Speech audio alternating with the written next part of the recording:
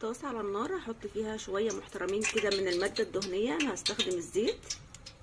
هنزل على الزيت بتاعي ب4 حبات كبار من البصل المتقطع، اي تقطيعه احنا بنحبها.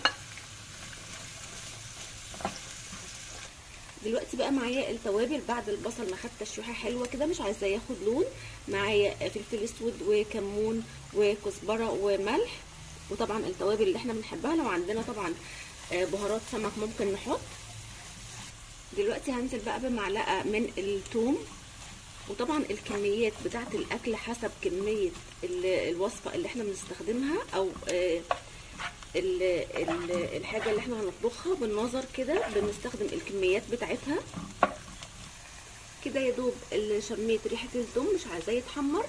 هنزل بفلفل الوان احمر واصفر واخضر، او اي فلفل موجود عندنا. فلفل اصفر.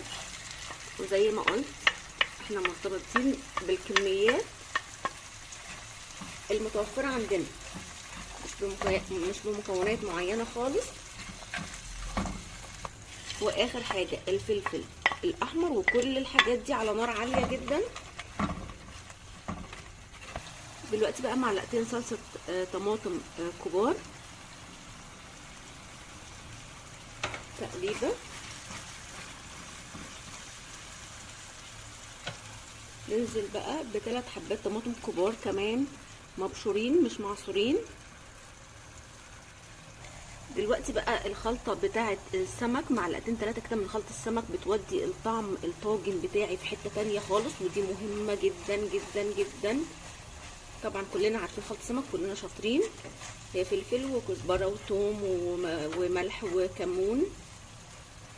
دلوقتي بقى هنزود شويه ميه حلوين، تقريبا لتر. وزي ما قلت ان الكميات بالنظر حسب كميه الاكل اللي عندنا. انا زودت كميه ميه كتيره علشان انا عندي كميه جمبري كتيره شويه، وعشان كده عامله في طاجن كبير وعامله كميات كبيره.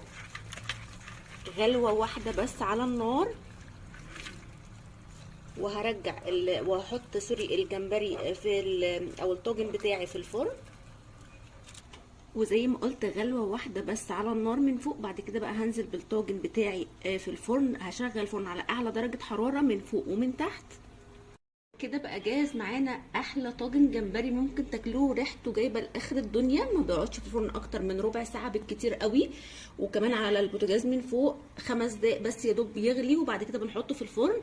هتاخدوا احلى نتيجه واحلى طعم لو عملتوا نفس التكنيك. يا رب وصفه النهارده تكون عجبتكم، واللي جرب الوصفه وتعجبه يا ريت يسيب لي راي في كومنت، واللي اول مره يشوف قناتي يعمل اشتراك، واللي عجبه الفيديو يعمل لايك. سلام.